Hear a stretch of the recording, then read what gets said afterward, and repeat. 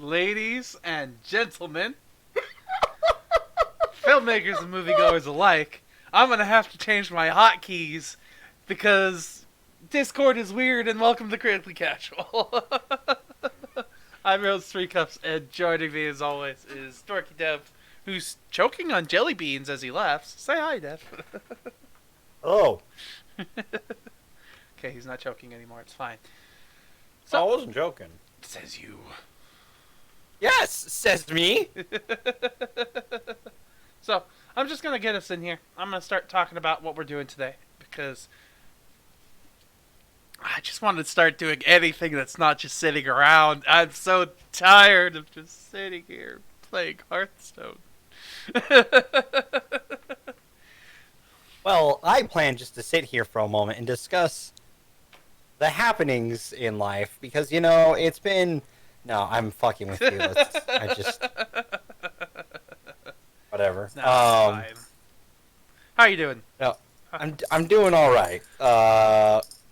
Word of advice, people, and go back and clip this later and post this on our fucking Twitter. All right. Okay. This is a moment that needs to be discussed. Okay. This might be a moment where you need to take the Lord of the Rings away for just a second. Just the two of us, okay. real quick. Just the two of us. Not to make more work for you, but this has nothing to do with anything else. People, especially during these trying times, please do not bring your fucking dogs that are not service animals into a fucking Target after they just got shots. Because cleaning up fucking dog puke is just gross, and I hate it. Don't do it. That's my PSA for today. Just don't. These are already trying times for everyone. Especially, you were down the toy aisle. Like, the fuck. I'm so sorry. Sorry. I had to. It was either this or I made a tweet ranting about it, and I chose this. Okay, I can appreciate that. So. No problem. Movies! Movies, yes. So this week's movies, is the length of two movies put into one, and it is Lord of the Rings, The Fellowship of the Ring, and this week I have called it The One Ring to Rule Them All. And then we're going to wrap everything up at the end with the news and wrap-up. Do you have anything you want to say? Beforehand? Yeah. Nope. No. All right. We're hopping in here. We're getting started. Oh, wait, did you watch the Blu-ray extended edition? I don't know. No, I watched the DVD extended edition. Apparently there's another 20 minutes. Which one did you watch? I watched DVD because that's what I have on hand. Okay, yeah, same here. We've got the whole extended DVD collection. But there's another 20 minutes in the Blu-ray edition? Okay, I'll come back. I'll figure out a way to see these with the Blu-ray versions. All right, what's added. Podcast is over. We're done. We'll see you guys next. I'm just kidding. And I'll bring it to us next week. All right. Okay. As a discussion. We'll see. Because I didn't even notice that they added more to the next version of the extended editions. What the fuck? Damn. All right. So, but today we are going to talk about the first movie, Lord of the Rings, The Fellowship of the Ring. And we're just going to get started. Yes, The Fellowship of the Ring came out on December 19th, 2001. God, that was so long ago. Had an estimated budget of just under $1 million at 93, or not under $1 million, sorry, under 100 million, 93 million. Opening weekend U.S.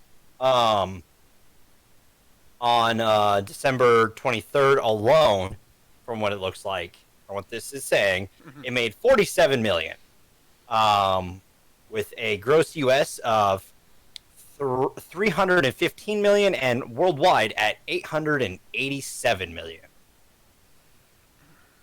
So, just money. Just lots and lots of money. Oh, lots of money. And there's a lot of fun little tidbits about this, like Jake Gyllenhaal almost played Frodo, and Sean Connery turned down Gandalf to go be in the League of Extraordinary Gentlemen. Oh, yes, that movie that totally has 5 sequels. Just like this one does. But there's a lot of little things like that. that if you go digging around, you'll find out about. And yeah, no, this movie just has a lot of little history to it. 'Cause I mean, like, there's also the whole history with that it this entire franchise is kind of fucked over New Zealand. What do you mean? Fucked over New Zealand? What? What? With No. not great pay for the workers there and all that kind of stuff, and then a lot of them not having work afterward. But you know, this movie's awesome. I don't know, just it like upon learning a lot more about the history behind this movie, like it changes my perception just ever so slightly. I mean, you look into the behind the scenes of basically any movie, and it'll change your perception of basically every movie. Yes, I know. Why do you think I'm a cynic and hate everything? Yo, Dragon with the sub. We What's got a up, sub nerds? from I love the Dragon? rings. Question, because I do not remember everyone that was there when we did this, because we've talked about this multiple times on this podcast. The epic journey Steven and I were a part of watching through all the Lord of the Rings, in one day at our friend's house. Steven was the last. God, you and food. It's every time. It's second Those dinner. sloppy joes. It's barbecue pulled pork with pepper jack cheese. All right. I like how he's serving it so it's like more visually appealing too. That's his gimmick now. He really enjoys doing this. Like, He's like, look what awesome. I can do.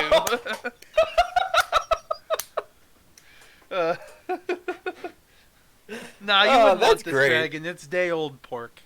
Just kidding. It was made last night. Fucking take it, dude.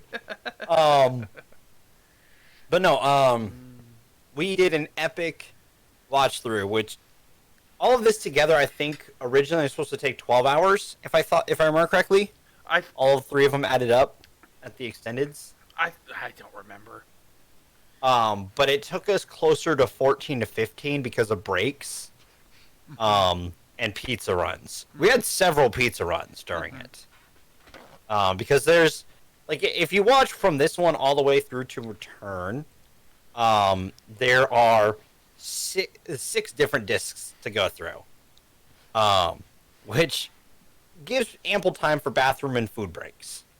And so, you know, to be expected, there were a lot of breaks, because it's a long epic. Steven was the last person to leave. I don't think you made it all the way through Return of the King. I think you had to leave just before it ended. Yeah.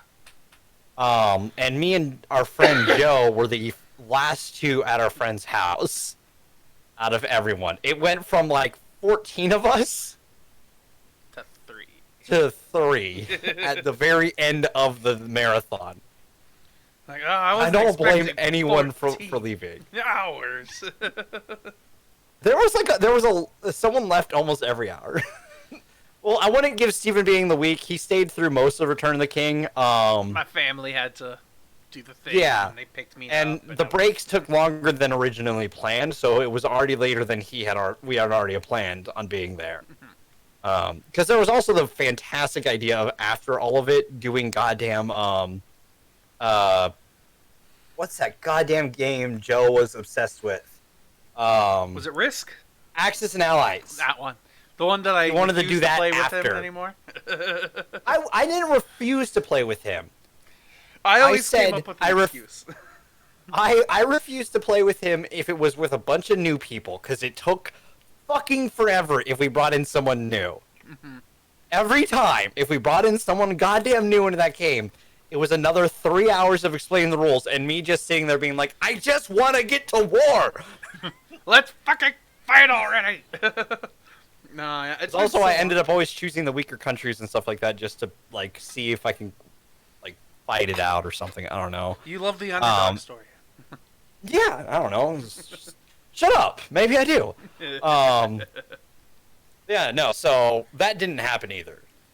But, you know, back to Fellowship, because we have a lot of memories with this because of it. And I have a lot of notes on this movie. Like, here's page 1. There's page 2 and page 3. Mine's all up here. Uh-huh.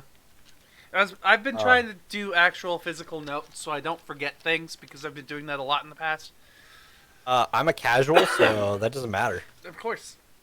Of course. So, where do we want to begin on this? Do we want to start from the beginning? We're not going to go into spoilers yet, of course. What? I already did that stuff.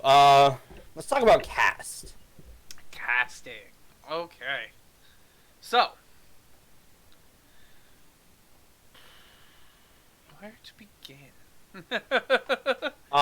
Is there really a weak link in this movie?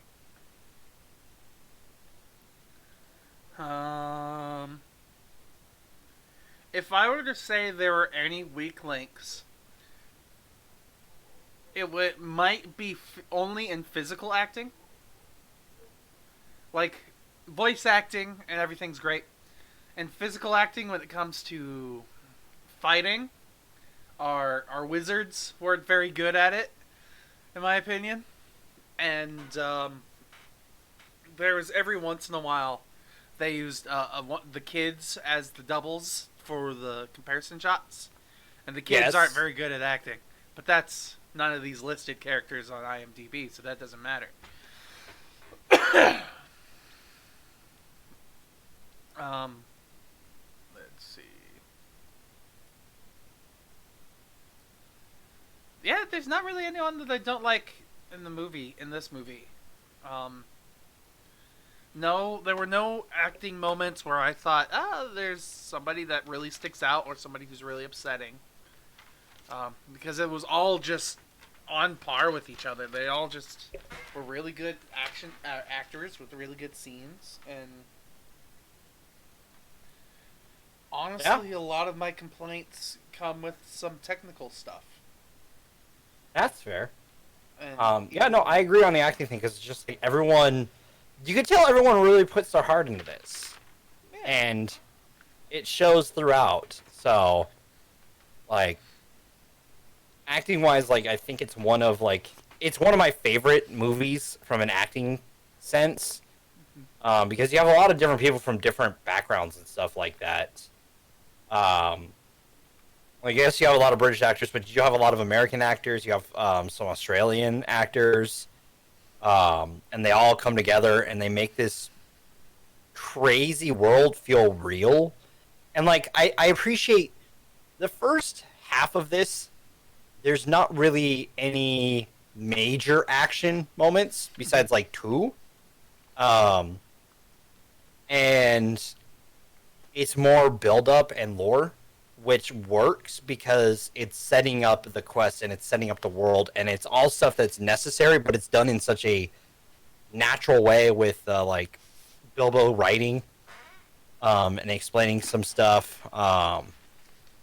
The opening with talking about the that war that happened with Sauron. I always do that. I hate that these two villains. I think that's one of my biggest complaints. And it's a Tolkien complaint, is that Sauron and Saruman have such similar fucking names. Yes. He probably at one point was going to have them be the same person, and they just mistyped it, and he's like, you know what? I like this better. And then went back and changed it. Yeah. But, like, I like, because it never feels, none of it ever, at least to me, never feels forced. It's more to draw you in more, if that makes sense. Mm-hmm. No, I agree.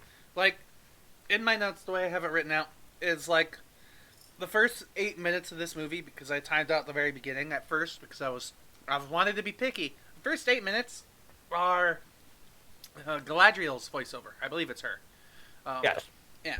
And I was like, okay, cool. This part of the movie explains the ring and the war, and the main our two main characters who have a past with the ring, which were Bilbo and Gollum. Those were the two that were important. Then after that, I stopped caring how long it took for time to pass, because I was already invested and didn't want to pause it to look. But, yeah. So much for being a fucking critic. Jeez. Hey, I Jeez, still took man. 2.5 pages of notes. Thank you. The last movie. But you couldn't took time just to pause it Nope. to find out the timestamps? Nope. I What had to are let you? the pacing go. What are you? I had to not ruin the movie and its original intention by stopping its pacing. And in the other movies, I did half pages of notes. This is 2.5 pages, sir. But and after that point, the next bit of exposition that we get is Bilbo in his voiceover as he's writing his book, and it explains what hobbits are because no one really knows what hobbits are. And then from that point on, we transition very smoothly into the story of getting to know who Gandalf is, how Gandalf and Frodo and the ring all interplay, and then the mission, which I will try not to spoil too much from this movie, goes on from there, and we get to meet all the hobbits, and like I like a lot of what goes on here. And it's funny because I put asterisks anytime there was something in my notes where I felt it was like an unneeded little break, or something that was like technically wrong, and every single time I put an asterisk, it's basically the extended scenes where I'm like, we didn't need that bit of it. Oh, that was an extended scene, that's right. It wasn't there originally. Yeah. Hey, welcome to the extended edition. And it was really cool because watching the extended edition and having watched through all of The Hobbit, all 3 of the Lord of the Rings movies, it was fun to see the comparisons of where they start, where they get to. But facing this one movie alone, there are things that I don't like. But I don't want to get to the negative yet, if we still have positives. Well, I mean, cinematography. Absolutely. But part of the problem is the cinematography for me.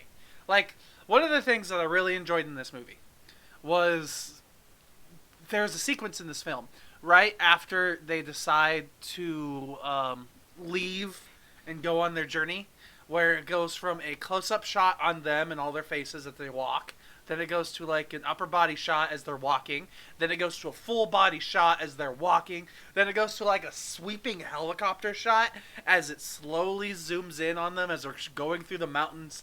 And like what it was just each and every shot was a further and further away sequence that just shows how vast and expansive the world that they're in. And like it's supposed to, in a way, portray the amount of time that's being spent in their journey, like how long they've already been walking, and like what's been going on with them.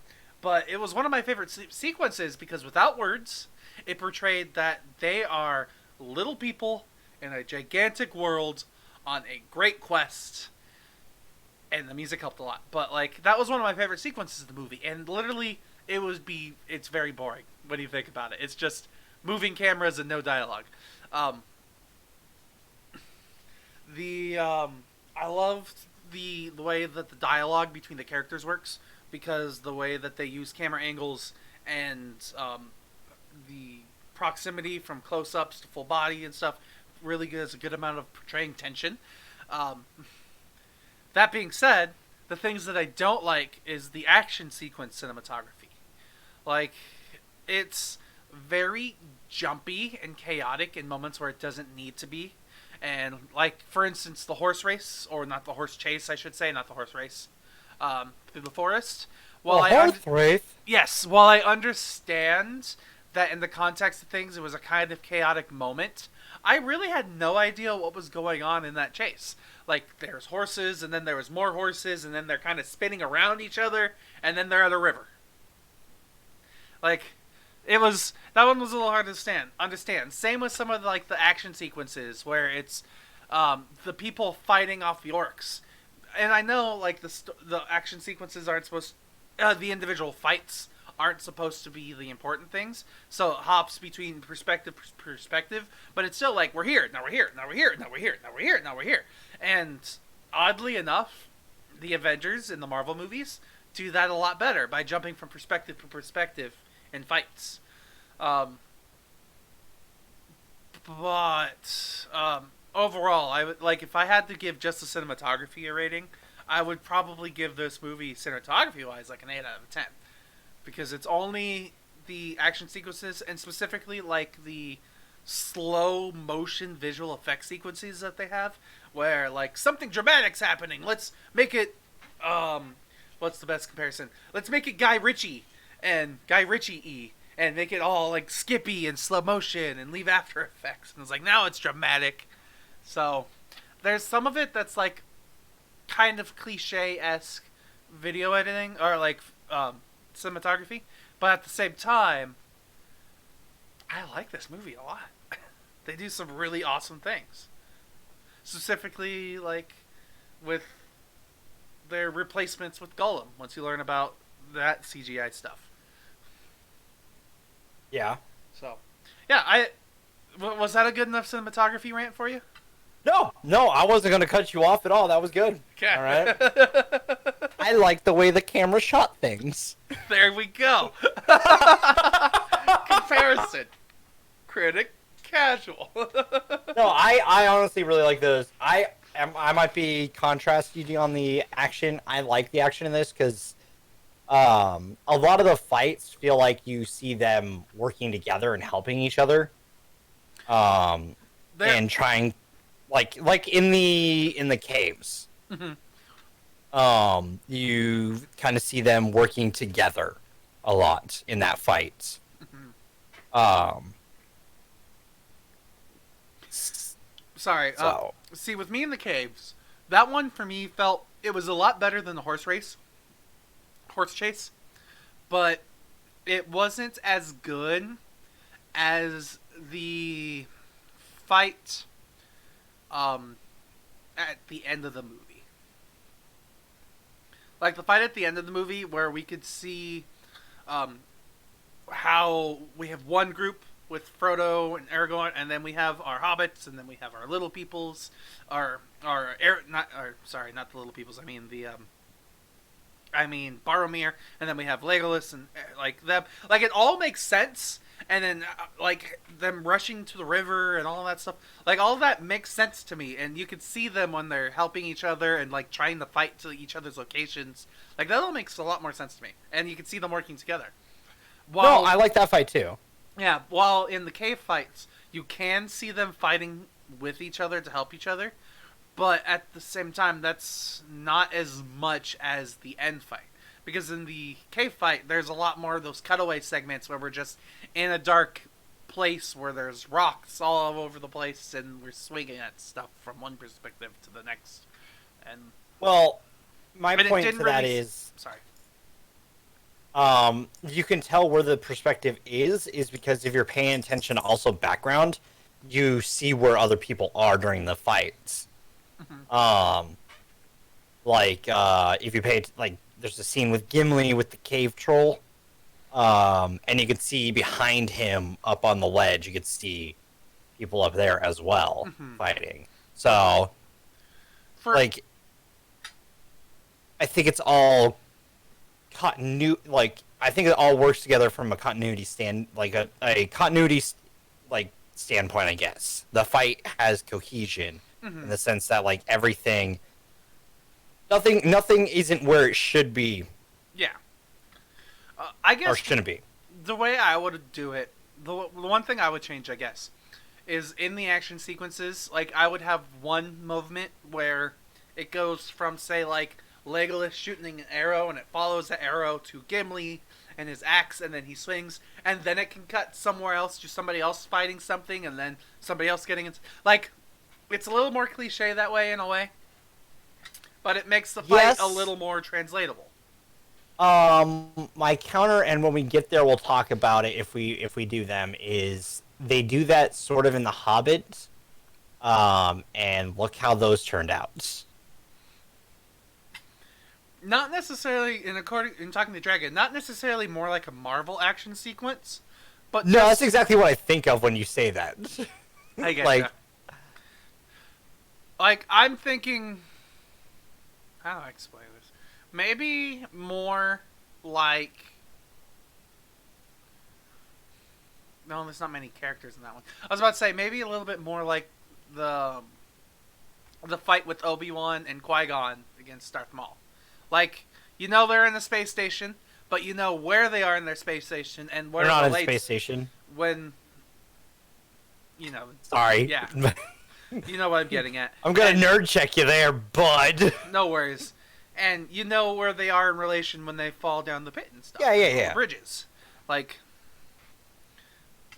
this doesn't really have some of those moments. So, well, the thing is, there's also more moving parts. there's a lot of moving parts. And a big part of this story isn't the action. It's the story that's being told throughout it. Yes. Mm-hmm. So, that's what's important. Yes.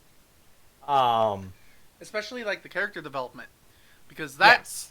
especially between movie 1 and movie 3, like, there's one specific moment that I'm thinking of that I can't wait to talk about when we get there. It involves our favorite little redhead. I Wait. guess he's brown. With Hair. Oh, he's a dwarf. Okay. Yeah, that's what I thought. That's easier to say. I'm like, is he talking about the dwarf? Talking about Gimli? I am. But like, I love, like, because the action in this also is simple, is why I like it.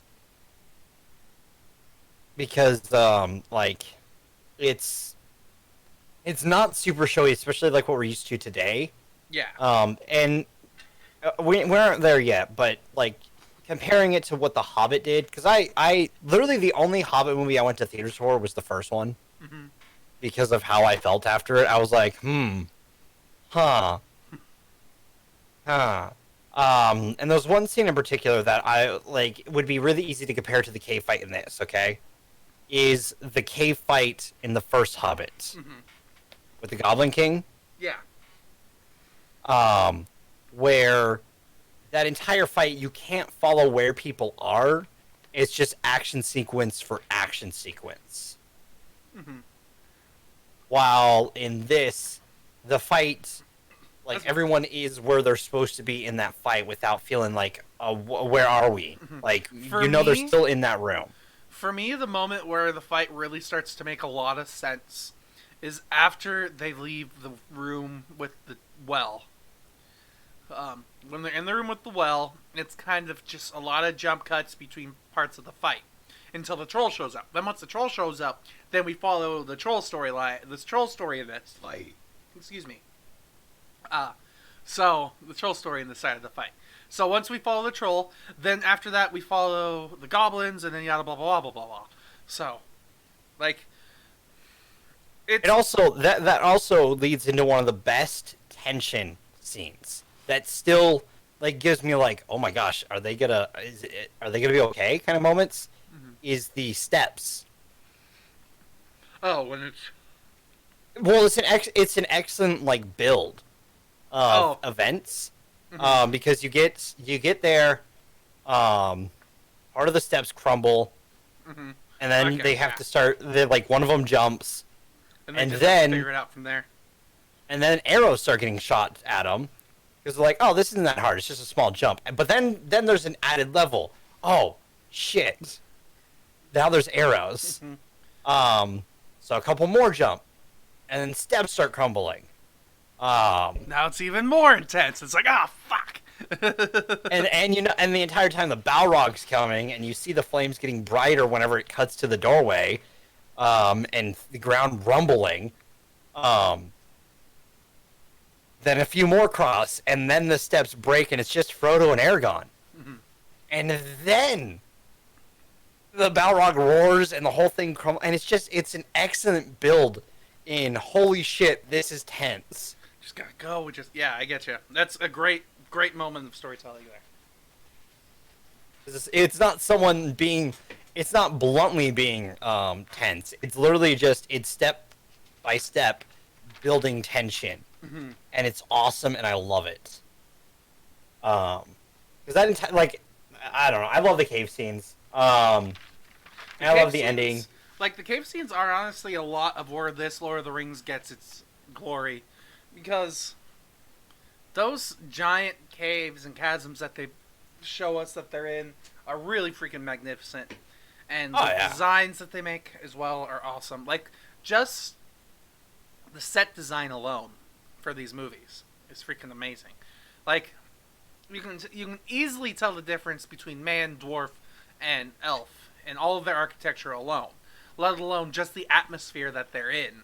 Like, because when you're in the elven area, everything's all white and fuzzy, and when you're in the dwarves, it's all harsh and like cold and not angry necessarily, but like just fine, like to a precision. Yeah. And then It's precise. It's almost calculated, is how I would put it. yeah, and then when you're with the human areas, it's not. I'm just gonna say neutral because it's very neutral tones. There's browns, there's grays, there's like nothing super special about any of the architecture. And a lot of wood. Yes. So Always a lot of wood. yeah, so it's always kind of really interesting to see what happens, or to like see how it's progressed. Yeah. Yeah, no, and it's kind of... This movie still holds up from also a technical standpoint with CGI stuff. And VFX. I agree think with in that this... 98% of the time. Yes. There are a couple scenes like when they walk out on the snow that I'm like, wow, this doesn't look good. But again, this is 2001, and our eyes have trained more. And, like, to be honest, like, your eyes like are adapting more and more to CGI. Yeah. It's gonna happen. So, old movies like this are like even the CGI God movie of Jurassic Park. You can notice the CGI dinosaur now. Which back when it came out, you couldn't because your eyes weren't trained for it yet. Mm-hmm. Which is why they don't really use practical effects in Jurassic Worlds, but you know what? I'm not going to complain. I'm not going to talk about it. But, like, the fact that this movie from 2001 still holds up, like, pretty well. Mm-hmm. And a lot of it is also practical, like, when they have scenes with, like, Frodo or Bilbo with Gandalf, a lot of that was shot from using trick angles and stuff like that. Mm-hmm. Which is cool. I love that because it's just like a forced perspective is such a cool thing. Yeah, sometimes it's forced perspective. Sometimes it's doing the scenes over again with different size props, but without the actors in them. It's the sequence behind this movie, like the behind the scenes technical aspect of this movie is freaking amazing. Yes. And though the one part then, of this movie that I don't like when it comes to CGI is watching the characters run across large areas, because it's kind of ice skatey at times. Yeah. Or even walk across like some of the skate. Like one in particular is when they get out of the cave on the ice area, and it just. I'm pretty sure that would like I. Part of me wants to say maybe because it was a helicopter shot, so I'm like, what changed? What went wrong here? Because like it just, it looked like they were walking on a green screen, which is weird because to get that angle on them to do it on a green screen is a lot of work. It'd be easier for them just to go somewhere in where there was snow and have them walk across it. Mm-hmm. And I think what throws it off is probably shadows, which again, 2001, I can't fault them because like drop shadows and stuff like that are hard, and back when the technology wasn't flawless with it, because like essentially like what I think it is that they should have created light sources sort of under the actors as they walked across the green screen. To create the reflection from the snow, from the light, because they're darker than what they should be walking out on snow. I can appreciate that, yeah. I just think it's kind of funny that I say they kind of look like they're ice skating. You're like, yeah, like that sequence when they were walking on the ice. Well, yeah, but they shouldn't it's snowy ice, it's glacial Yeah, but area in the mountains. the one instance I was thinking of is when they're running across the bridge, and it's that long like pullback sequence where you can see all the characters, and it's Oh, like yeah, they're yeah. like skating across the bridge as they're running. I think that's also because the camera movement goes over them too on one of the scenes too. It's no, I see that as well. But also I think that's because it was a fully CGI creation for the most part with that one, so Yeah. it's gonna look a little off. Um, but I can still appreciate that. With this movie, was leaps and bounds, pushing things into directions that today we're where we are today because of a movie like this, Mm-hmm. CGI wise. I love how the Balrog looks still to this day. It's one of my favorite giant baddie designs for a monster. The only thing that I would change is maybe the fact that he has wings and they don't work. Or on fire. Who cares? I mean, it cool. looks really cool, but it makes me wonder as he's falling down the chasm why he doesn't fly back up. Hey. The rule of cool, Steven. We've talked about it. But yeah, he looked pretty cool. All the same. I fucking love that design. Like when he first comes up and you see him roar, it's so fucking cool. I don't know. I love it. It definitely, going back and watching this movie now, things make a lot more sense than they did in the past. Because, I always wondered, why does the Balrog have different types of weapons? And it's not really explained anywhere in these movies, but it's explained a little bit in the Shadow of Mordor game, and I played that. So... Nerd. I need to have that button ready. I need to go do that. I need to go record. Homer going nerd. Nerd. Okay. That's fair. I didn't beat Shadow of Mordor. I will fully admit that. It's okay. Despite our nerd friend pushing me to play that several times. If he sees this, I'm sorry. It's okay. That nerd friend. It took him 6 years to convince me to read a book. So. Was it the Ender Game one? Yeah. I still haven't. I'm proud of myself.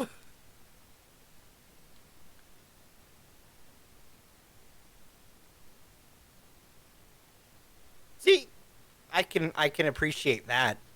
Yeah. I can appreciate that comment a bit. Because honestly, maybe it's not for flight, it's for intimidation. You know what I mean? Yeah, every time he flaps his wings, it's a mountain of smoke in your face. Of course it's intimidating. Yeah! And it's fucking cool! Not as cool as the fucking music. I wrote that in here. Oh, yeah, we haven't talked about the music yet. Holy shit. This soundtrack. My god. It's so iconic that you could walk out somewhere and probably go da da da da da da da, and probably have at least one person go Da da da da da da da da da da. I bet that sounded great for Twitch. Oh yeah, without a doubt. I remember, one of the teachers in high school I had for English. She just one day decided to start playing music in the classroom, and it was the Lord of the Rings came up, and the class just kind of stopped, and then there's just me, my fucking band nerd self, na na na na na na, and just a few other people. Na na na na na na na na na. And it's just you can't help it. It's just too good. It is Good. There's every moment of this movie has great sound and Like even the moments where it's extra, where they take out where the movies were taken out in the theatrical release, but it was in this extended edition. Like those scenes, those even have some of the most beautiful sounds from this movie that we don't even get to hear in the theater. Like Gandalf's Lament, for instance, I love that sound. Like I would sit here listening to that forever. But no. And just also the Shire. A second, I have it up. Na na na na na na na na na. Yeah. It's just this entire like. You play one of it and you're like, yeah, I'm Lord of the Rings, yeah. Like people don't just know. Yeah. Na, na, na, na, na, na. You cut out. Damn it. Na, na, na, na, na, na. Dun dun. Na na. Dun dun. But it's so epic. Yeah. And as soon as that music plays, you know, oh, Saruman's up to something. Like it hasn't even cut to where Saruman is. You hear the first note, and you're like, oh, Saruman's up to something again. Just immediate. God, I just love this movie. There's just so much good about it. As soon as this movie was done, I was like, I need after this movie was done, I almost sent you a message because I saw this movie yesterday. I was like, I need you to choose what movie to watch next week. Because I instantly wanted to hop into number 2, the full extended edition as well.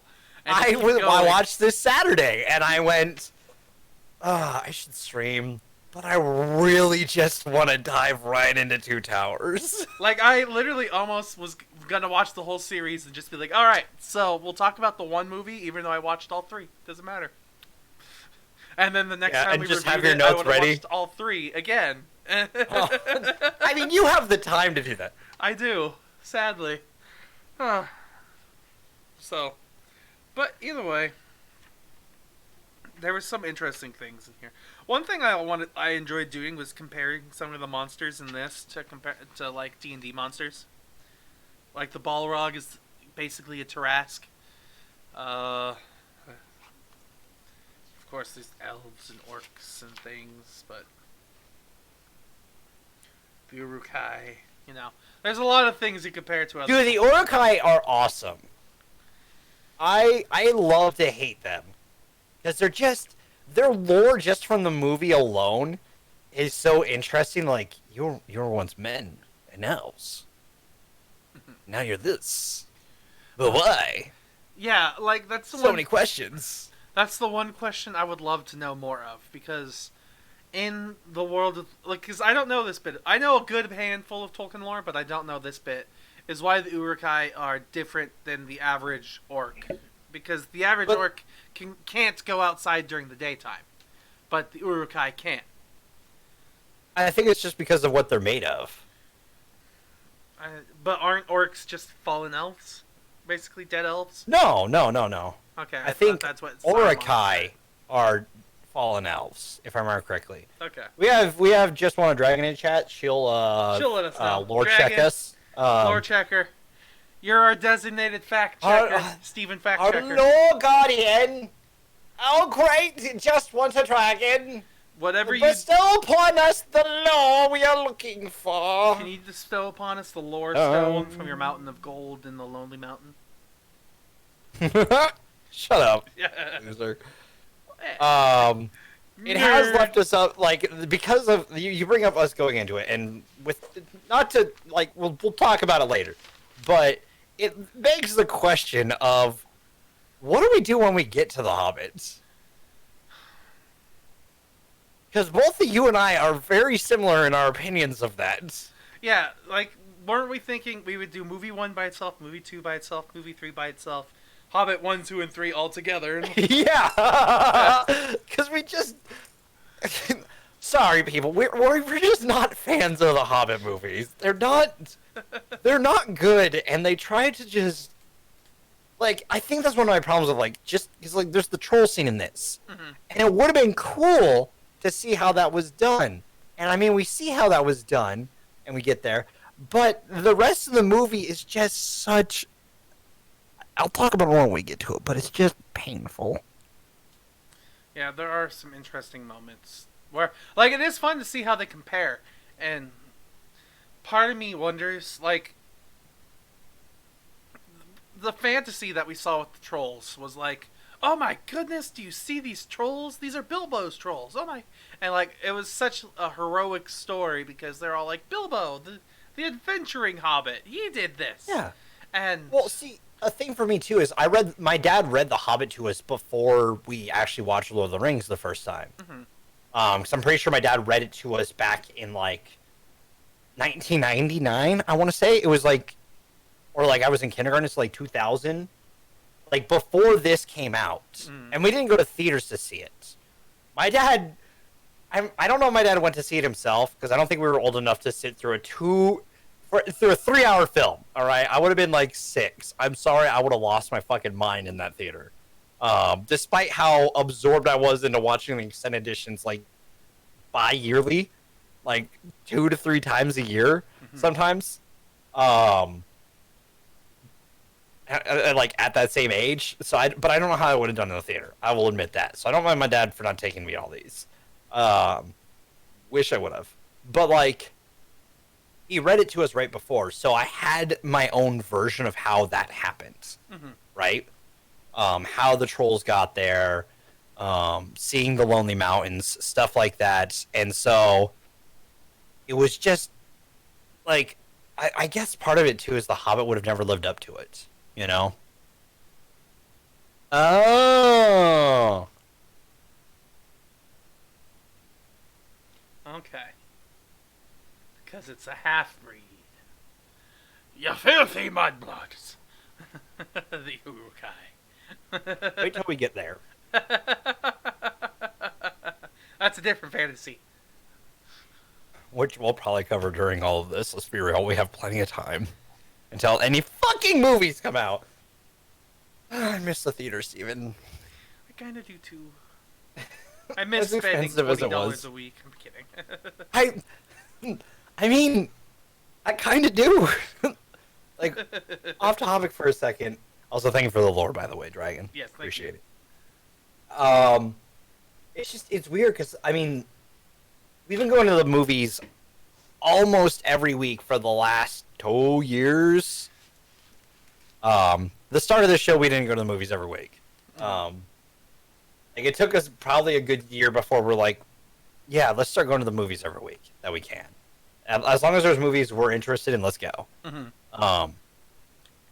And now there's just none, and we're hitting the back catalog, which isn't a bad thing, but at the same time, we're kind of like fresh meat. Like, for instance, today, what I did, because I had so much free time, I went on Disney Plus and I watched Onward, because that's a new movie that's free on Disney Plus right now, as long as you pay for it. Hey, right. Yeah. How was it? I thought it was pretty good. I teared up a little bit, so it cracked my old critical soul. So I enjoyed it. Wow, that's actually impressive. I was like, oh, it's Did you beautiful. watch it with a critical eye, though? Not really, no. Okay, that may be why. I mean, I watch a lot of cartoons now just to get away from watching live action shit. Because all the live action stuff, I'm like, Hey, do you want access to my Verve so you can start watching anime? maybe. I still need to watch this season of My Hero, and I hear it's great. Holy shit! The second half of it was like I wasn't fully invested, but it kicks off after a certain point, and then the end. Oh my god, dude! If only we had anime with Alex. Don't bring up dead horses, motherfucker. Anyways, back to this. I think like comparing them, I don't know if it could ever live up to the story with the Hobbit. Mm-hmm.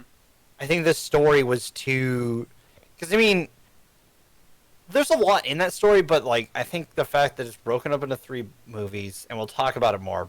Like when we go into this, we will go into this. But just a general problem is that like, and we won't really worry about it going forward because the Fellowship is kind of when most of the references to that happen. Mm-hmm. The rest of the series doesn't worry about stuff that happens in The Hobbit. Mm-hmm. The Hobbit has nothing to do with like stuff that happens going forward. So the yes, and I'm gonna be devil's advocate here and be like, you're kind of wrong because okay, there's one thing that carries. This whole thing happens because the pity of Bilbo. Yes, but this whole adventure, this whole war. No, you're right. But I'm talking about like other than one character, there's nothing that's directly like one character and one ring that's directly tied to the Hobbit. Yeah.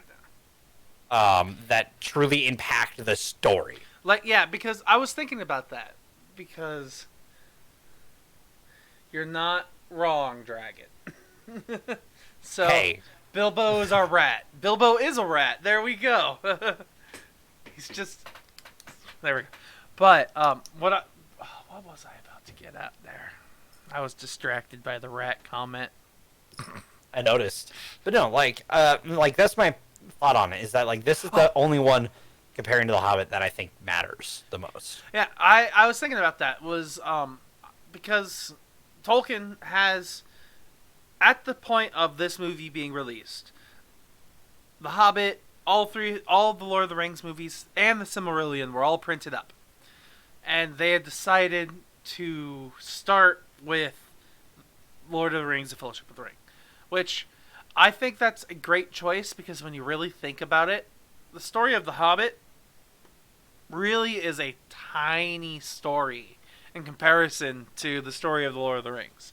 Yes. So, not only is the scale of the whole event like taken back between the 2 movies or the 2 franchises, but it feels like the attempt was so much more present here because they're like, this is a movie with such a huge, rich lore with so much that we can do with it that it's like we have to do it justice, and they really did.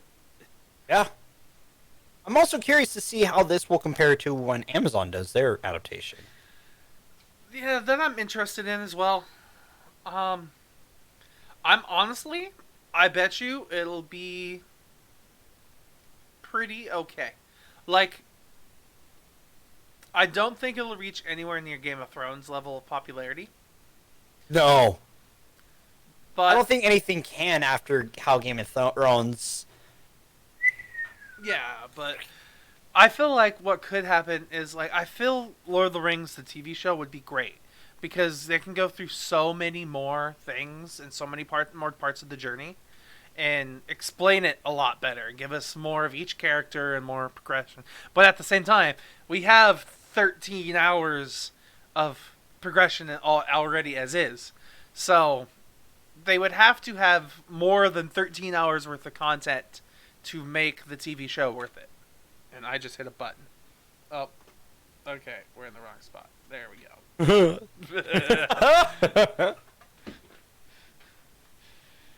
So, like, I think it'd be great. But yeah, this was already a great movie, so why remake it as a TV show? No, I agree. Because money. Exactly, I hate it. Like, hey, money. For instance, I was kind of skeptical about his Dark Materials. Yes. Because that was originally a movie, The Golden Compass, and that movie was kind of awful. But the TV show adaptation is really good.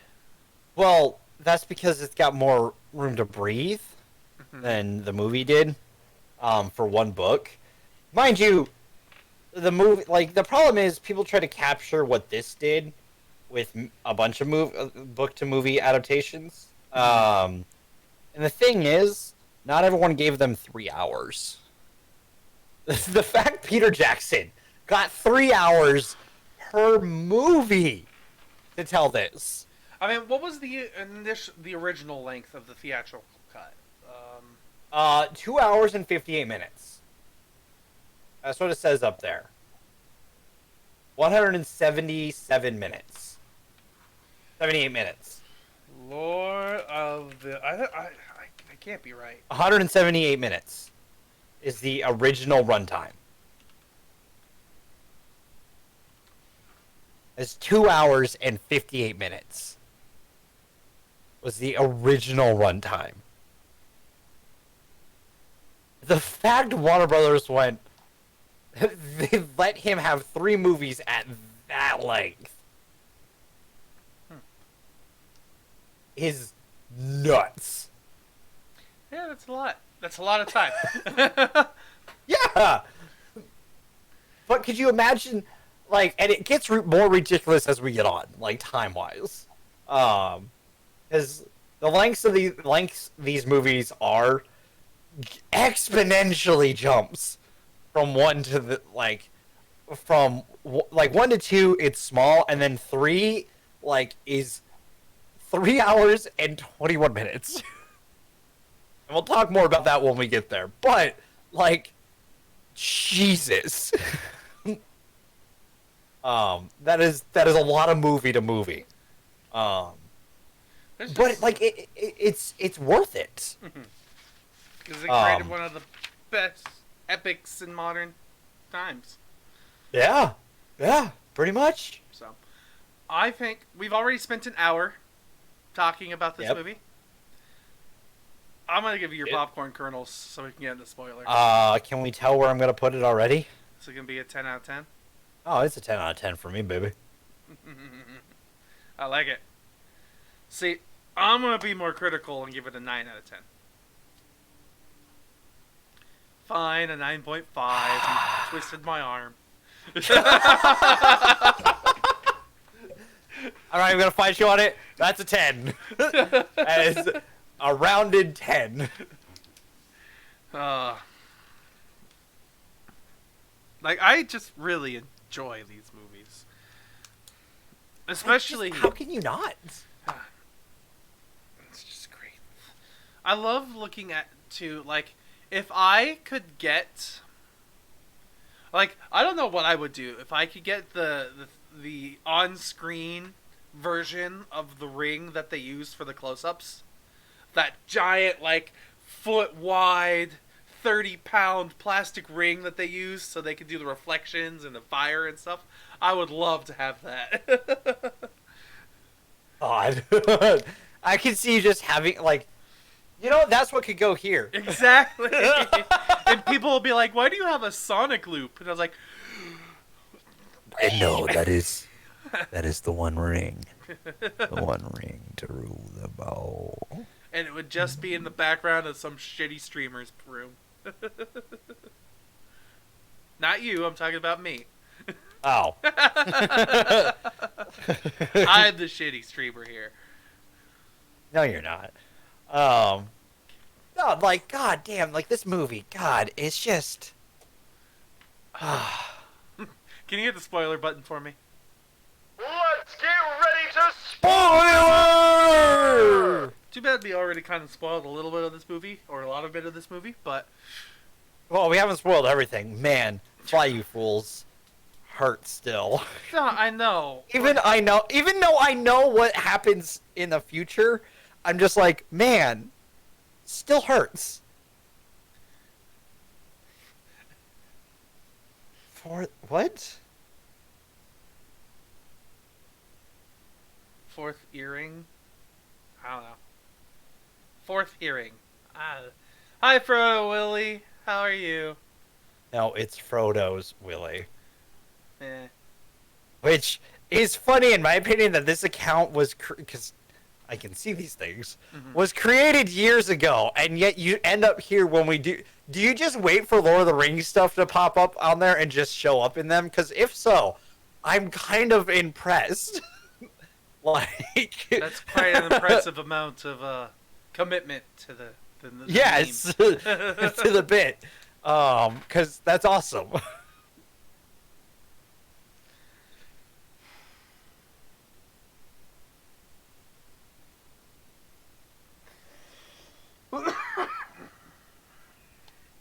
I don't know what that means. I am confused. Oh! Oh! The name sometimes the Rohinian use for themselves. Got it.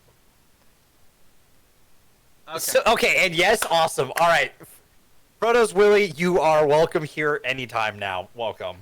Because that is awesome. That's that you, that you have a literal that's they just sit there every single day, just watching, waiting. waiting for anything Lord of the Rings to pop up. Hey! Hey! Drag it. All right.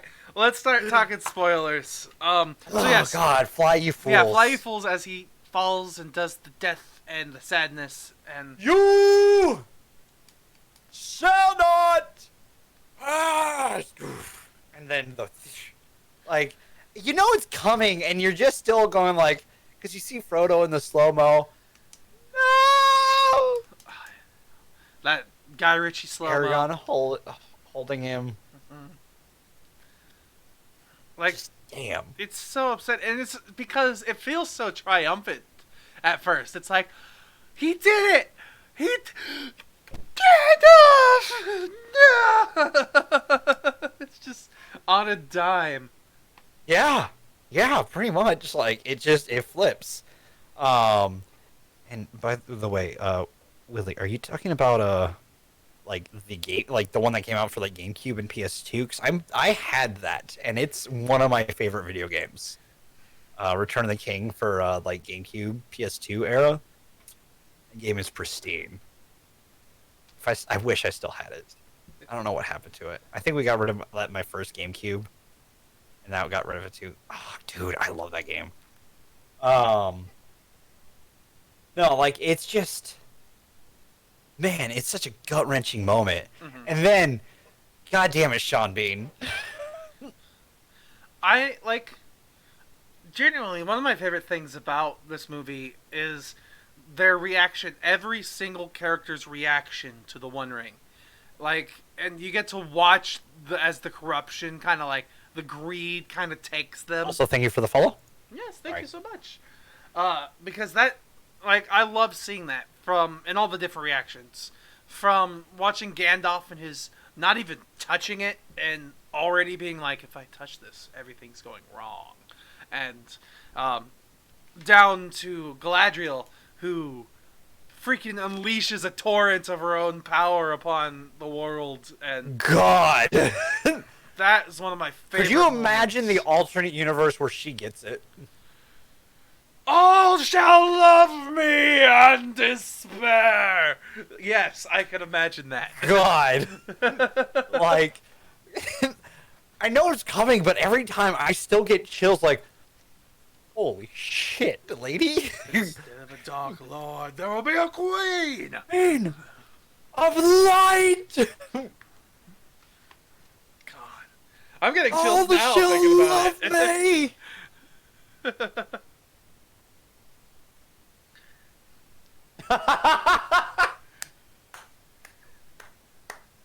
Oh, that got me a bisexual. Love it, Dragon. I love it. It's funny. Oh, Jesus. No judgment here, because I don't blame you one bit. It's one of those, it gives you chills to your core when it happens. Mm-hmm. But, though, I hate it because immediately afterwards she kind of ruins the moment by going, I passed the test. Yeah. And it's like, oh. I feel like they could have done a different take. Yeah. But I'll still take it because it's still fucking epic. And Boromir's last goddamn stand, fucking Sean Bean, going stir crazy for the ring, and then Man, that fucking last stand still. Ugh. I'll be honest, every single one of the moments where there's an internet meme from this first movie, I just pictured that. So,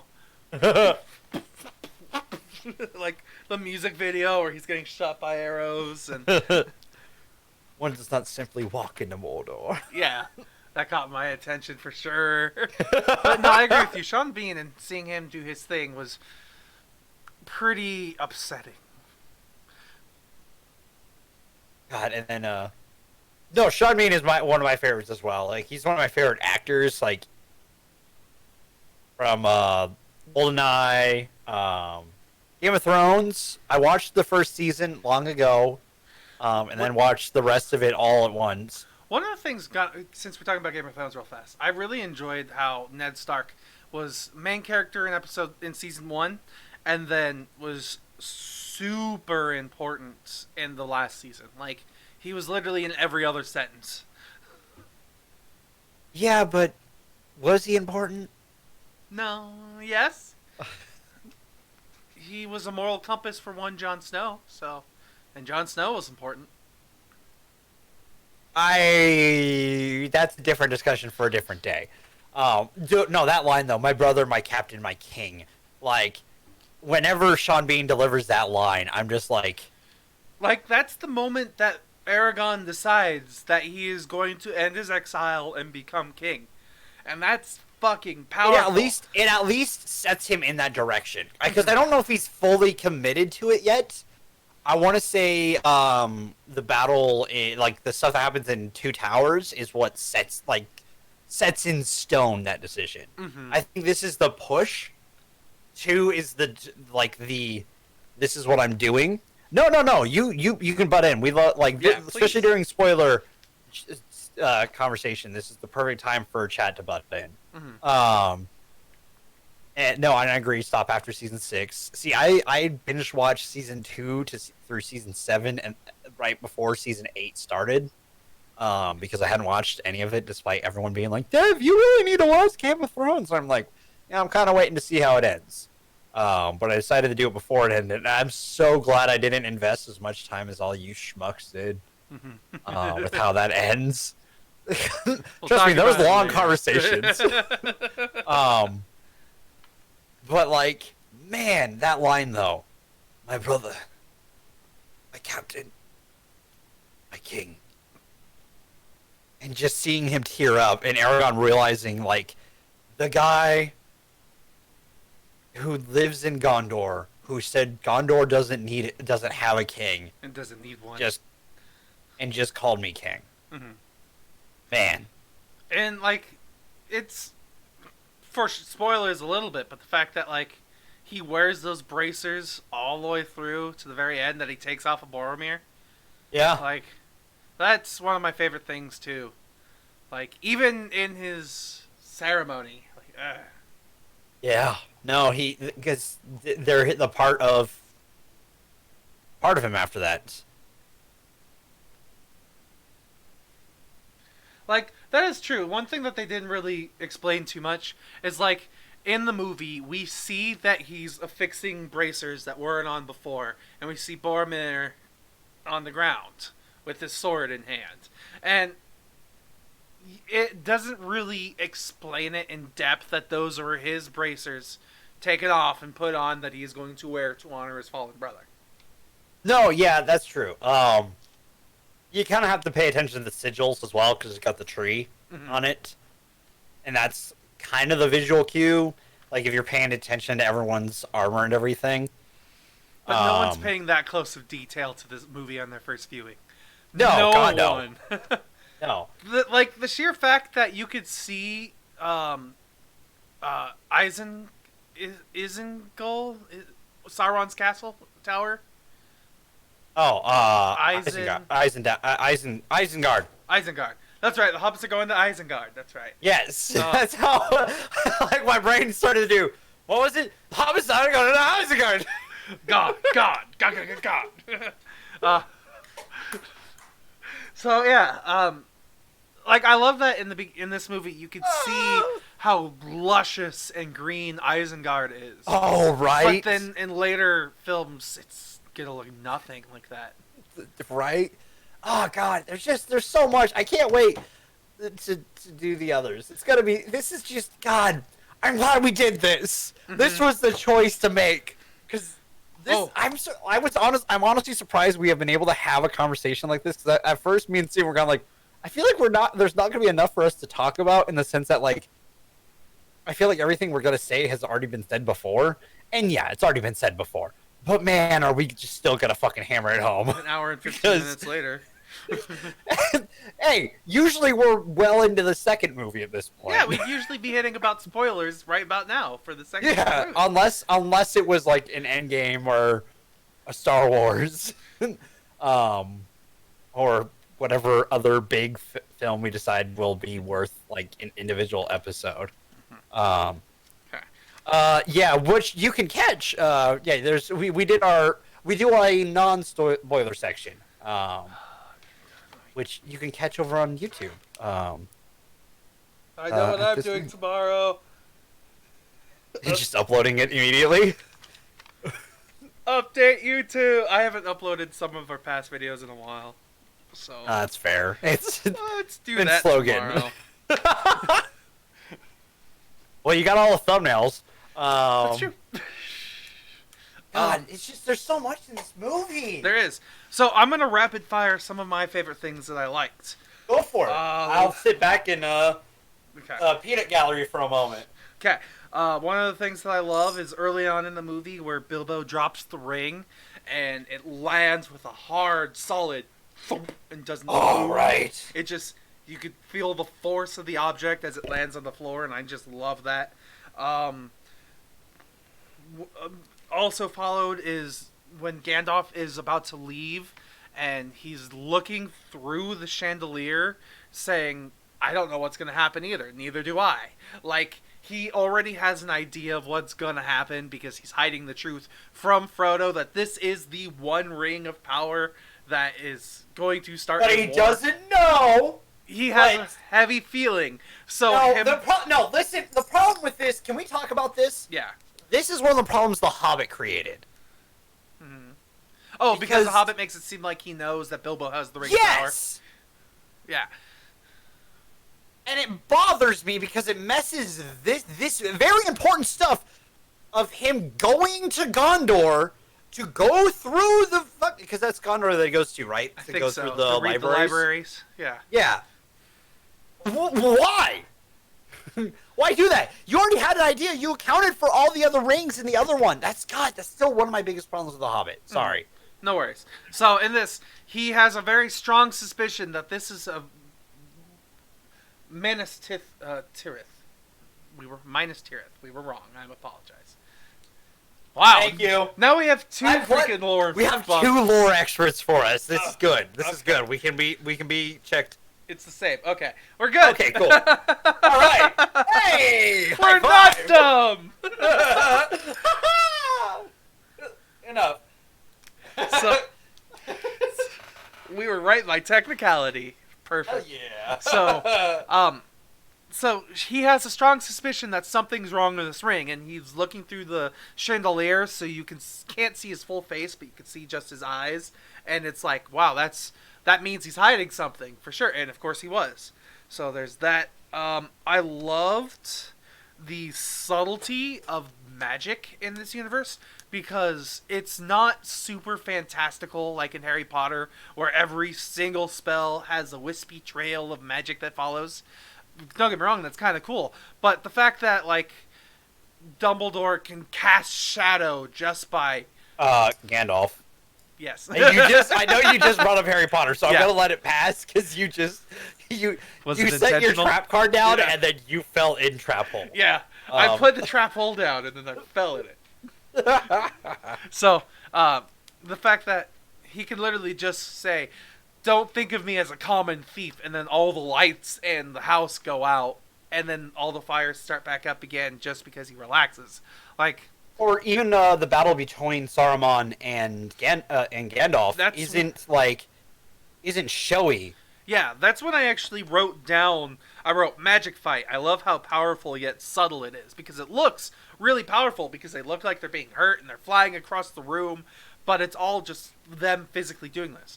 But at the same time, that's also when I thought I don't really like how the action choreography in this is going. I still love, even though it's kind of silly, I still love it because it shows that like essentially it's watching two heavyweight boxers fight each other who are trained at the like not necessarily both of them at the peak. Which I mean, and this is kind of on Tolkien. I really wish we would have seen a round two. Oh, between the two of them, yeah. Yes. I feel like we don't know. There's no round two. We haven't seen the other movies. We're in the spoiler section. Shut up. This is the part where it doesn't matter. Fine. So yeah, no, it's one of those things that I just kind of wish we had that with it. But with everything else though, it's still just it's epic. And then how it ends with the spiral up. Mm-hmm. Just damn, dude. I also that was really cool. I also liked there's one sequence when Merry, Pippin, Frodo, all of them fall from the farm onto the main road, and Frodo looks over, and there's this dolly zoom as the forest collapses and the dust of smoke comes through, and you just hear the breathing, and it's just like, ooh, that's spooky. So that was a moment I really liked. There is the ring tracking shot where the ring's flying through the air and then lands on Frodo's hand. That was amazing. Of course, there's the super awesome music. Let's see. One thing that caught me off guard.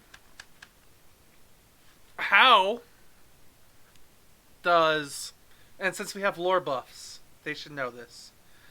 How the hell do they tell time and date in the Lord of the Rings in Middle Earth?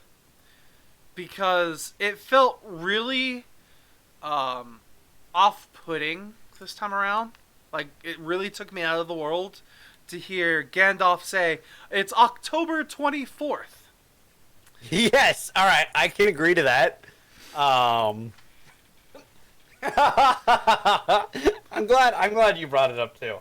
Because it's just, I heard it, I'm like, there's something not quite right about that. Yeah, it just... But also, I think maybe it's, could you imagine if they pulled full Skyrim with it and had their own months and day names? Because, Treebeard's chapter on Two Towers. Oh, nice. It's one of those things that I feel like,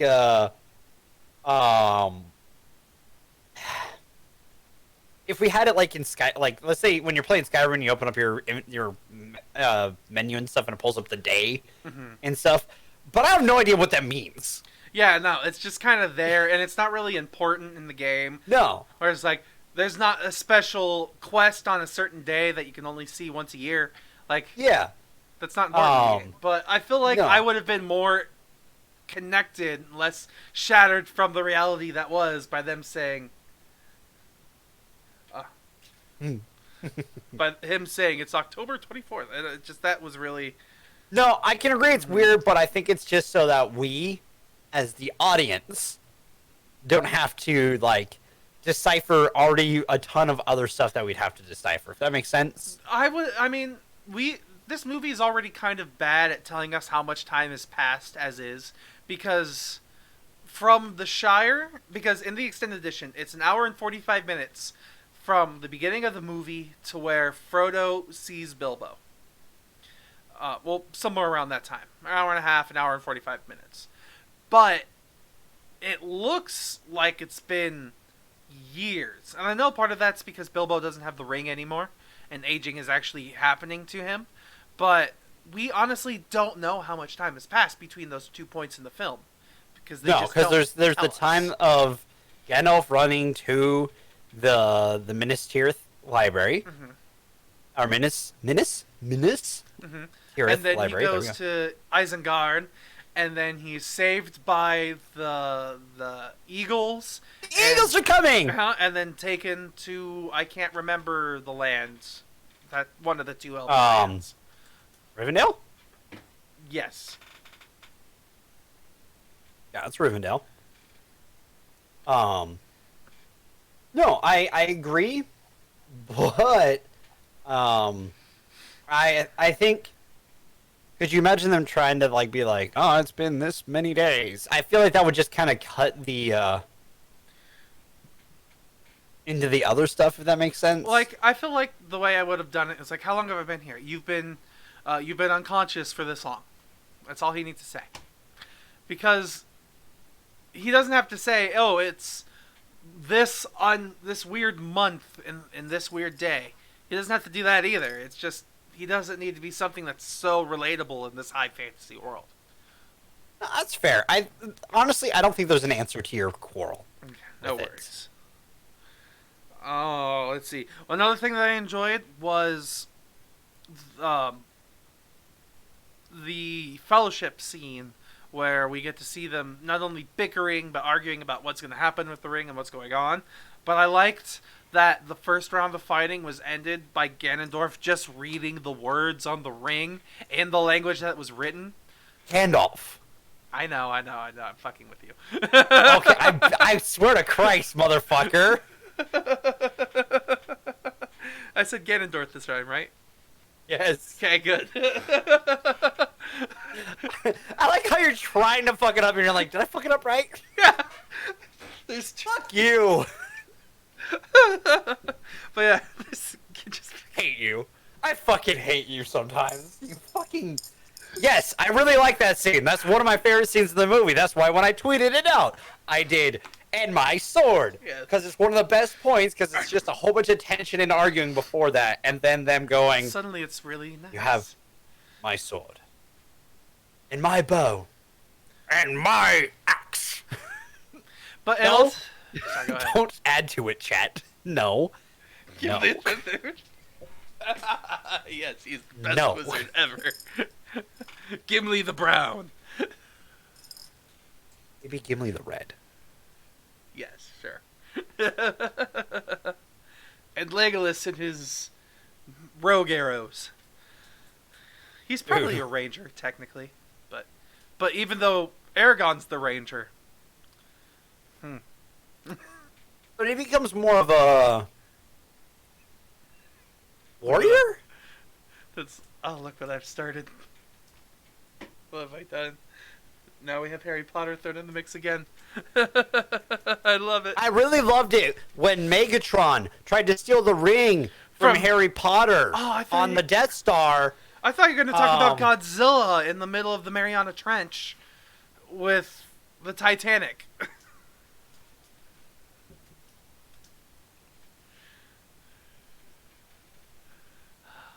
Okay. So, moving on. Well, I have a mute button.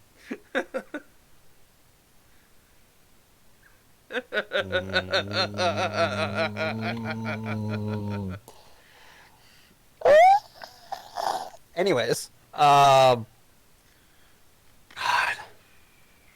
just this movie. I liked how they brought so much tension into just a bucket falling in the Mines of Moria as well. Aragorn, it's just how I've always said it. No one really catches that I say it. They sound the same. It's like when people say my last name or my name incorrectly, because technically it's Devin, but it's O-N, so people say Devon. It's both are correct. Just leave us alone, okay? Let's see. Oh, one thing I actually liked too was in the last fight where Aragorn. I'm just gonna read it emphatically. Everything's gonna have emphasis. I'm hooking on Fahanikes.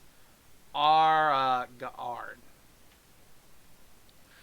See, this is what you cause when you try to correct him. Yes. You realize this, right? This is on you now. But one of the things I liked is they actually had, when he was fighting the Urukai who was in charge, and he throws the dagger at him, he actually deflects it in real life. Like, he swings his sword at an actual dagger that's flying at him in real life. It's like a bat. That's really cool. Let's see. Oh, one of the favorite things that I would like to decide that I am a hobbit. I am claiming that I am a hobbit because the three things that hobbits love are food, alcohol, and pipeweed. So, that's me. You need to start on one of those. Alcohol? No, pipeweed. Oh, yeah, true. Well, pipeweed isn't tobacco, is it? Da da da da da da. Let's see. David is a pothead. Get. Not entirely true. I know. Love you, buddy. Sorry, anytime we can make that joke, I'm going to. especially after some people's reactions. No worries, it's fine. People's reactions are the best part. I'm trying to see if there's any other.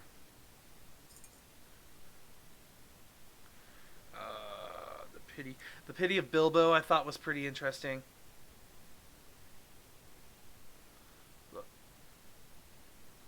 A king's foil. It's just, I love how much is set up in this movie that gets paid off in the later movies. That's really a lot that has to do with this. Yeah, there's not really anything else specific that I can think of off the top of my head. So, anything else specific that you want to gawk about? I mean, we could gawk about the music for another hour, but I'll refrain. Can we actually? This would be a good time. Do we want to talk about what we're doing next week? Next week? Okay. Yes, as we switch over into the news and wrap up.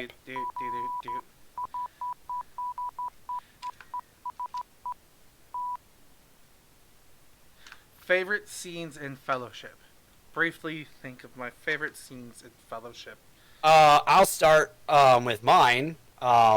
I talked about it a lot during it's the cave scenes for me. I know it's probably a lot of people's, but like I love everything during that point. Like from when they get into the caves with the Kraken thing, that I can't remember the name of, all the way through to the end of it. It's such a crazy, just roller coaster of things happening.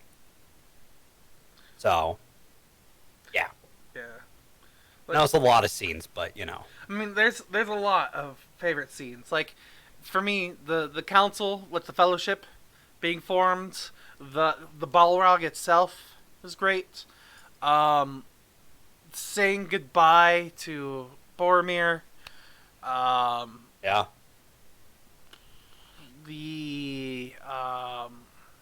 Like the sequence I was talking about with the. Technically, I like it because it's the expanding, establishing shots that just tell you how big their world is. Boromir's sacrifice, yeah. There's just so many good things. And the sad part is with Boromir's sacrifice is it's so awesome that he does this for the greater good type thing. But it's so bittersweet simultaneously because it comes right after a moment of weakness. So it's like, I feel like Boromir had so much more he could have offered. So much more. Yeah, potentially. I don't know if our story would have been what it is if he had more. Oh, man. No, you're not wrong. It'd be a lot different. Yeah. Because most likely if Boromir didn't die, then most likely Merry and Pippin never would have been taken. Nope. And they all would have gone together to the eastern shore. And then at some point, a fight would have broken out between all of them for the ring. And... Yep. Yeah. So, Steven chose this week, just kind of on a list, and he told me to choose this next week's movie. And I think it's really obvious what we're picking for next week. I think it's just going to be this month at this point. Should we just announce the month at this point? Sure, let's do it. So next week we're going to do Lord of the Rings: The Two Towers on 4/20, 2020. Blizzard! Well, next week you better bring your pipe weed. Next week, the 13th. Yes, next week the 13th we're doing Two Towers, 4/20, 2020. We're doing the Return of the King, and then we'll do the triple stack of The Hobbit and all of that on April 27th. And I had mentioned I want to see if we could fit it in here. We probably won't fit it into this month, but after all of this, I would also love to see the Tolkien biopic that was made about his life and him creating his different stories. One, because I haven't seen it, and two, it would fit really well into the theme. So, yeah. So we might be able to throw that in on the 4th of May, but we'll see. We'll see on that last one. Yeah. Well, there's also the fact that it's the 4th of May. Let's be real. We've already gone past the month. We can't have anything else Lord of the Rings related. That's well, no, too many. Just May 4th, man. I know. Well, we've already done most of the Star Wars. We haven't rated all of them. Well, it was great to have you here. No, yeah, great timing, by the way. Like, welcome to the perfect month for a goddamn Lord of the Rings fan to jump in here, because you're gonna hear us praise one trilogy and then in one day bitch a lot. At least me. Yeah. I will fully admit, when we get to The Hobbit, it's gonna be a Dev rant. I'm sorry. It's gonna be... Dev will be in full rant mode. Maybe not full Death Note rant mode, but... you know, it might be... yeah, no, welcome, Jay. Yeah, no, I cannot wait. It's gonna be a great month for us. Because, like... God... It's gonna be fun. I mean, it kind of just happened on happenstance why we decided to do this. It was just like, what do we want to do? I'm like, these are some options, and then we watched the first one, and both of us went, huh? We got to keep going. Yeah, we got to keep going. You can't watch the first one without really wanting to just keep. We have the option to watch them all now. Why would we wait? We don't have to wait anymore. We are past that time.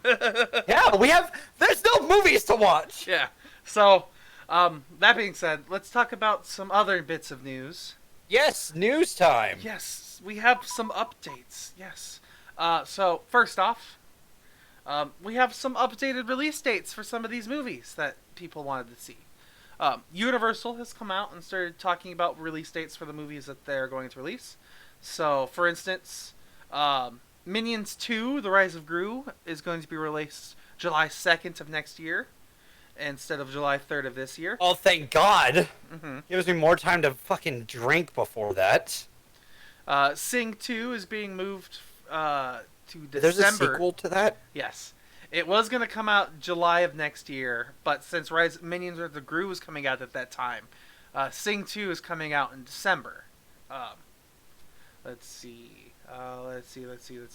Live action Wicked has been announced, but that's not going to be released until we still don't know when that's going to happen. Wait, they're doing a... No, we don't... Did they learn nothing from Cats? Nope. Fast and Furious 9 is moving to next year, basically. April 2nd of next year. Yes. They announced that early on, though. Mm-hmm. Which really fucked with our schedule. Yeah. Let's see. But it's better safe than sorry. Yeah, let's see. I'm trying to see. And they also talked about which other movie in this one. Jurassic World and No Time to Die. Where are those? No Time to Die. Its release date. It's slated for November so far. Yeah, November this year. But we'll see if that happens. Mm-hmm. And then... Yeah. So those are those movies at least, and really don't really care about Jurassic World. Additionally, um, Top Gun Maverick is gonna, and SpongeBob and Quiet Place 2 have their delivery dates, where Top Gun Maverick is gonna be coming out this year apparently for Christmas, December 23rd. The SpongeBob SquarePants movie Sponge on the Run will come out Memorial. It'll be coming out May of next year by the look of it. Same with the Morbius movie, March of next year, actually, for Morbius. Quiet Place 2 will be coming out. I'm trying to skim it really fast. I don't know.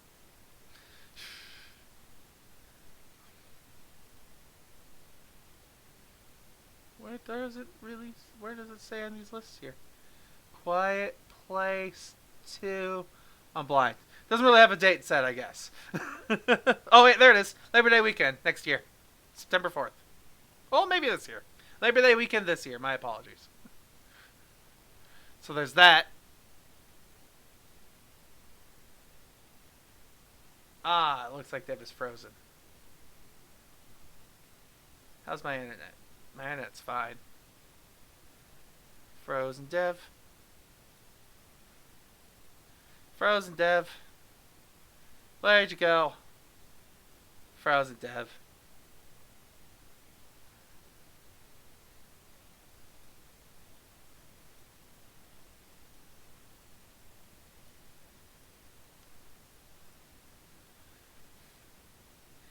Yep. That seems about right.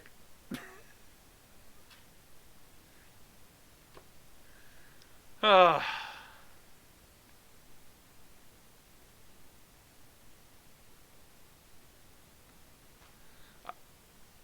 I guess we're done? Unless...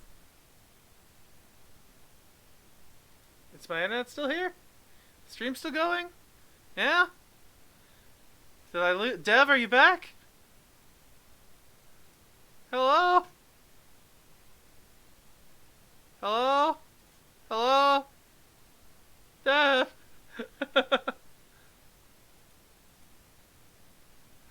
Oh god, what's happening?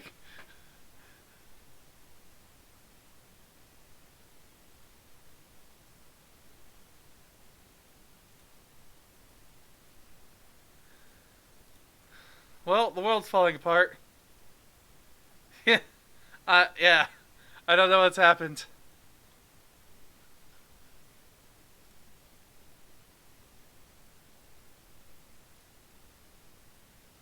Take two. Discord? Hello?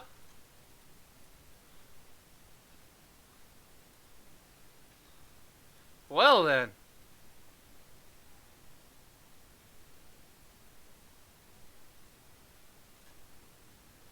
This is a big oof. Very big oof. Huh. Well.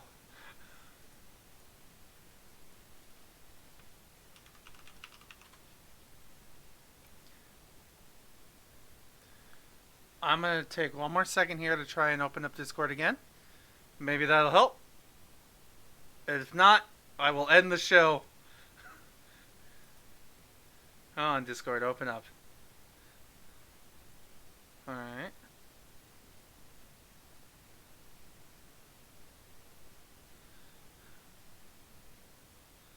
What? Oh. Oh. Oh, God. I can't. Oh, well, it's just... Oh, God. Hang on, I gotta turn off Dev's camera real fast, everybody. 1 second here. There we go. Once I get this working, we'll finish the show. I don't want to end it without him because he is my best buddy. Alright.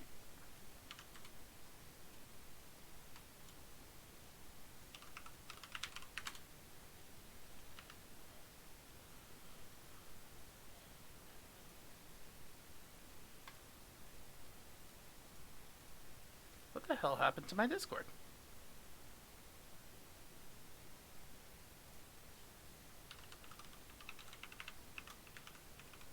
This is honestly like the most interesting crash that I think my internet has had with Discord here, and I'm quite impressed. Yes, I know you're all stealing my identity. Was it that email? Was it that email? Was it this email?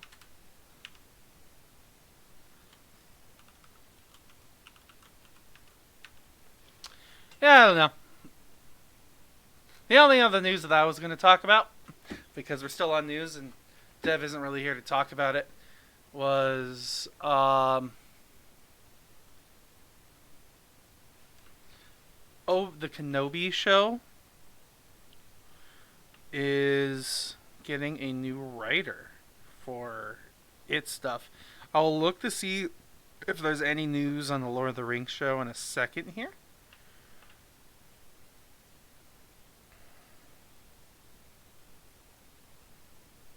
I just need to see why.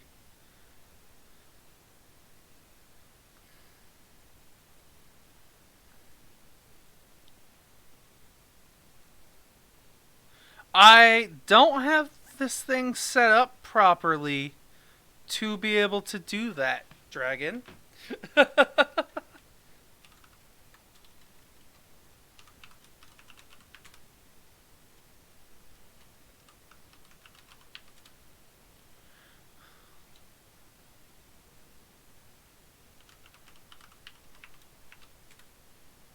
The show's normally done with my camera on Discord. I can't seem to remember my password for some reason.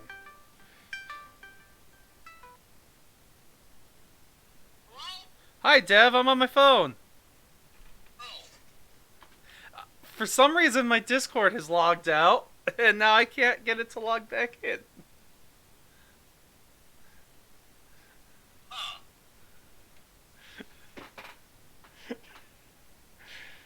Huh. So, we want to talk about Kenobi news while I figure out my password? Do we just want to call it now? Oh god, that sounds awful on stream. Oh god. What was my password? It was through me. Why is this happening? I don't know. We were having such a good show. My internet literally crashed.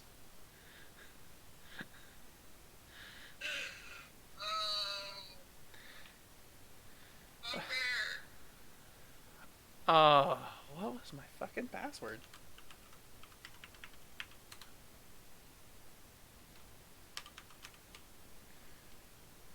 Oh, fucking kidding me?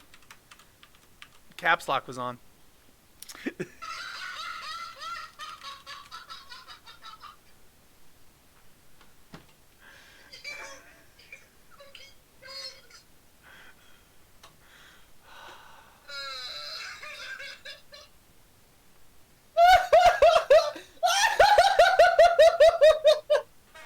Oh, DevCam.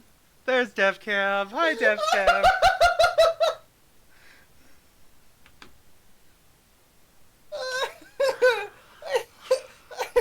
I hate it all. So, Let's last bit of news. Are we really good? Alright, here we go.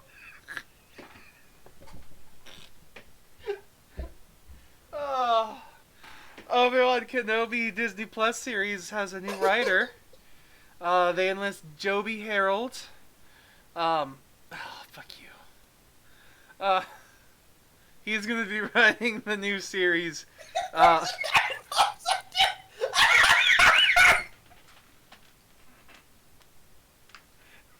you done? Go on. Okay. He's gonna be writing the new series now because the last script they had was suspiciously close to The Mandalorian, with one person taking care of a young Luke Skywalker. I mean, a young Baby Yoda. I mean, not a Baby Yoda. So they wanted to try and take it in a different direction. So they hired this guy. So hopefully soon, sometime soon, they will actually have this Obi-Wan TV show. It'll probably be like 2 years from now. But hey, there's that. Okay. Hey.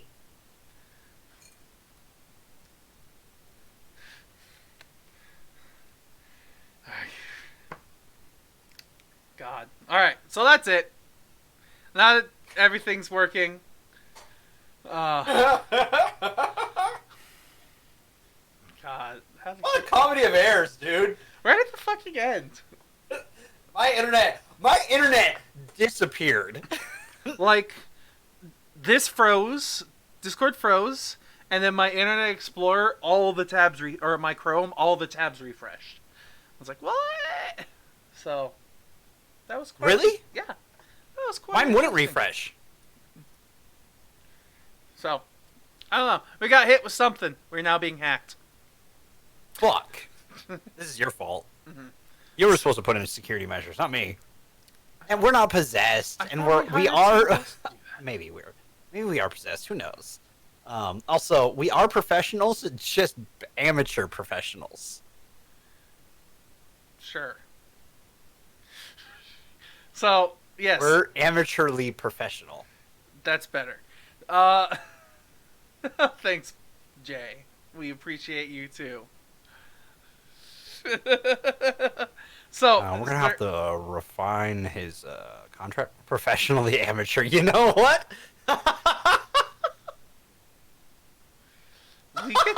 we can edit Discord.